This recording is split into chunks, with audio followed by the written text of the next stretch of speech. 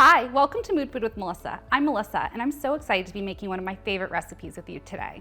We're going to be making my roasted spaghetti squash noodles, which is really just a fancy way of saying shredded spaghetti squash.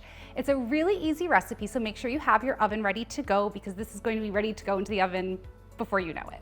So to get started, you're just going to need a spaghetti squash, about medium sized, but this recipe will really work with any size squash. You'll just need to kind of adjust the cooking time and pay close attention, but we'll get there. So to start, we'll just cut this in half, and we're going to cut it in half around the middle here. And you can see I just kind of pushed my knife in a little bit into the skin to get a grip on it, and now I'm just gonna push it straight through. And that's going to give us these two beautiful pieces.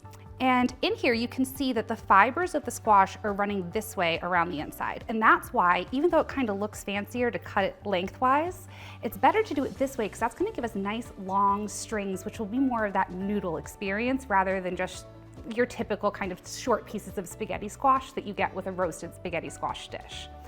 So we're actually not even gonna take the seeds out either. We're gonna do that at the end, which will make it even easier.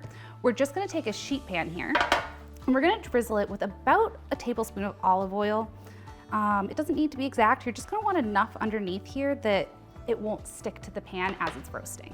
And we're also gonna add about a teaspoon of that beautiful Duxbury salt that I love. And as with every recipe I use this in, it's the minerals that are gonna do the work for us. It's a really, as you can see, we're just putting olive oil and sea salt, but that's all you really need when you're working with really great ingredients. So we have our beautiful sea salt, a little bit of olive oil, and then we're just gonna place these face down, and we're gonna give them a little spin in the olive oil just to make sure that it's nice and evenly coated on the bottom. So we're gonna pop this into the oven for about 45 to 60 minutes, but that's gonna depend on the size of the squash, the moisture content, the oven you're using, so many different factors. So after about 30 minutes or so, you're going to start checking the squash. And when you check it, you're just going to gently press the outside.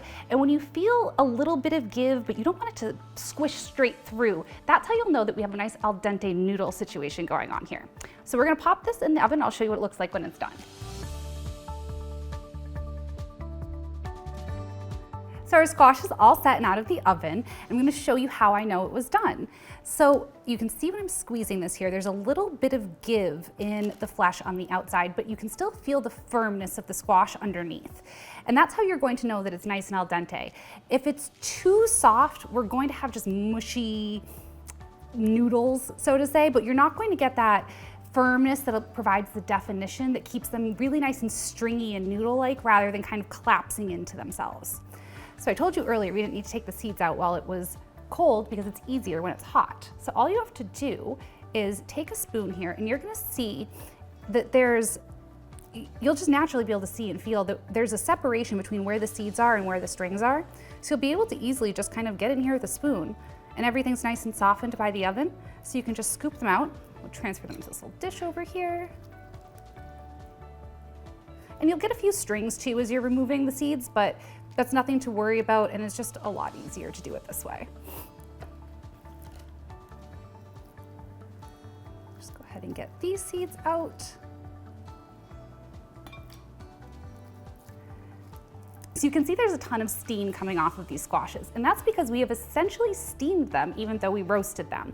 And we did that because that's gonna keep it nice and tender. We're gonna get a moisture content that's gonna give the noodles a really nice noodly texture rather than getting too dried out and crispy, kind of like these edges, these pieces on the edges here.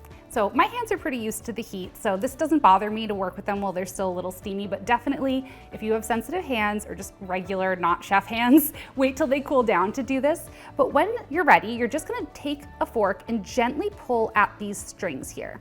And you're not going to wanna do this too aggressively. You don't really wanna tear the strings. You want to kind of leave them as intact as possible. So you're really just gently separating the strings here from the shell around the edges. And again, you'll be able to naturally feel where that barrier is between the strings and the shell.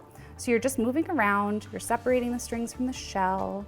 And then once you have them mostly separated from the shell, you can go ahead and just kind of knock them out like this. And really what you're focused on here is just trying to not do too much to these noodles, which are very, very steamy.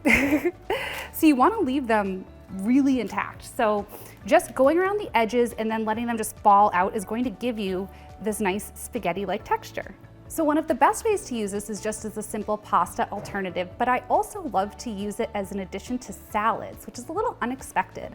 I like to chill it and then serve it with baby arugula, some sliced apples, a honey Dijon dressing.